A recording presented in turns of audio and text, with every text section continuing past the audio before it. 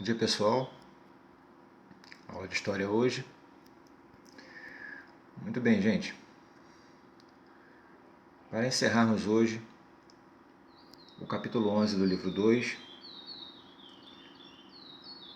estaremos comentando aqui a respeito da Espanha fascista, ou seja, o movimento fascista na Espanha. Lembrando que já comentamos anteriormente os casos de fascismo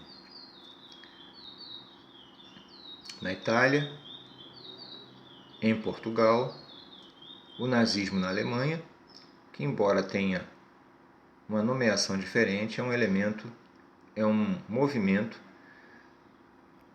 extremamente semelhante ao fascismo, é um elemento que possui uma relação muito íntima com o fascismo, o nazismo na Alemanha. E hoje, para encerrarmos este capítulo, estaremos comentando a respeito do fascismo na Espanha. Muito bem. Vamos então à leitura do trecho e depois estaremos fazendo algumas ponderações. A crise de 29 destruiu a economia espanhola. Como resultado, instaurou-se no país uma grave crise econômica em 1930. O rei Afonso III abdicara do poder pressionado pelas camadas urbanas, que exigiam a república, estabelecendo-se então um governo comandado pela burguesia liberal. O crescimento das reivindicações populares, a autonomia das regiões economicamente mais adiantadas, a Catalunha e o País Basco em especial, e a reação de antigos setores dominantes levaram a Espanha a um impasse. Observou-se a divisão dos grupos políticos em esquerda e direita, formando-se duas representações: a Frente Popular, que reunia grupos de esquerda e defensores da República, e a Falange Espanhola Tradicionalista, partido advindo da coalização de grupos conservadores fascistas. Bem, pessoal, aqui já temos um cenário interessante, um cenário que, vamos dizer, favorece aqui a evolução do regime fascista na Espanha. Como vimos anteriormente, a crise de 29, acontecida nos Estados Unidos, acarretada pela quebra da Bolsa de Valores de Nova York, atingiu toda a Europa, e na Espanha não foi diferente. A Espanha também se recuperava de um pós-guerra muito sofrido, muito agressivo, que devasta também economicamente e socialmente o país, e se torna um país, como os outros países europeus, dependente do capital americano para se reerguer economicamente. Por isso, a crise de 29 também atinge a Espanha em cheio. Lógico que o resultado desta crise econômica será catastrófico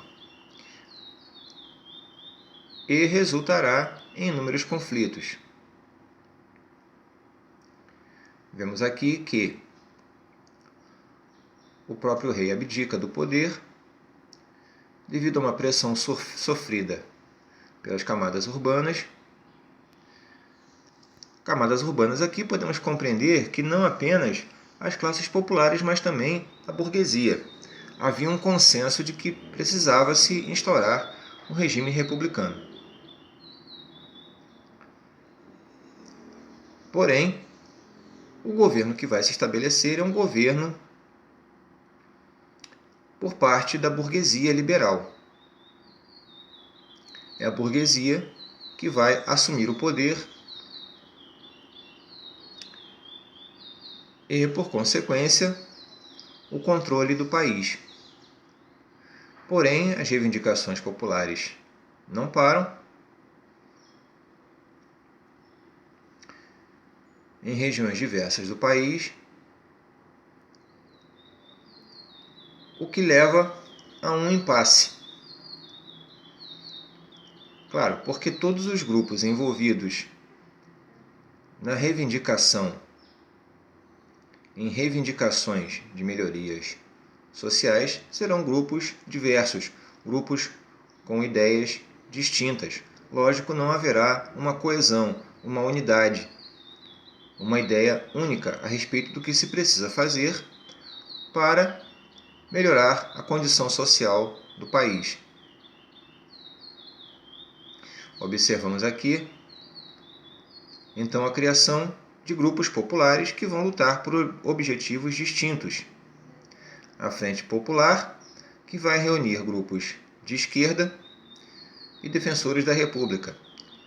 Bom, lógico que se estamos falando de um grupo com tendências esquerdistas, estamos falando de um grupo que vai pensar na população, nas massas populares. Seu discurso será um discurso onde haverá preocupação com as massas populares. A Falange Espanhola Tradicionalista será um partido advindo de grupos conservadores, fascistas, ou seja, um grupo de extrema direita, um grupo o qual os objetivos não estão alinhados com as necessidades do povo. Os comunistas dominaram o governo espanhol até 1934, quando os setores de direita conseguiram chegar ao poder.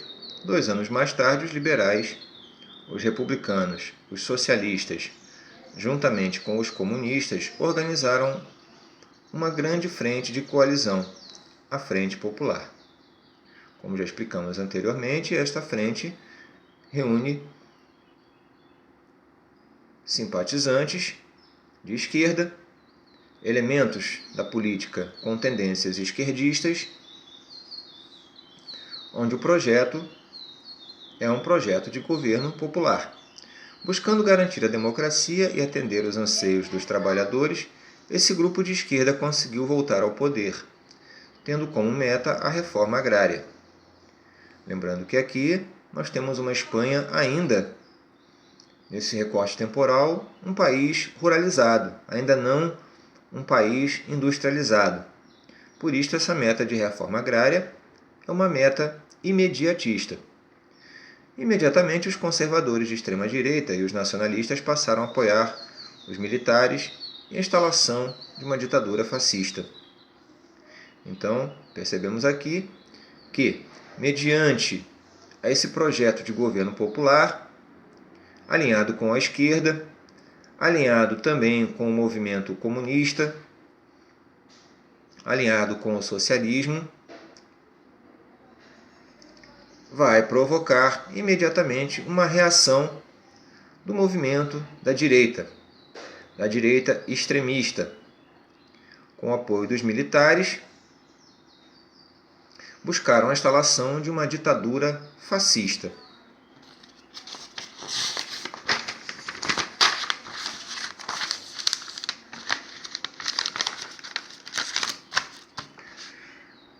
O general Francisco Franco, com o apoio dos generais Deliano, Mola, Sanjurjo, apoiados pela burguesia conservadora, deu início a um levante contra o governo republicano.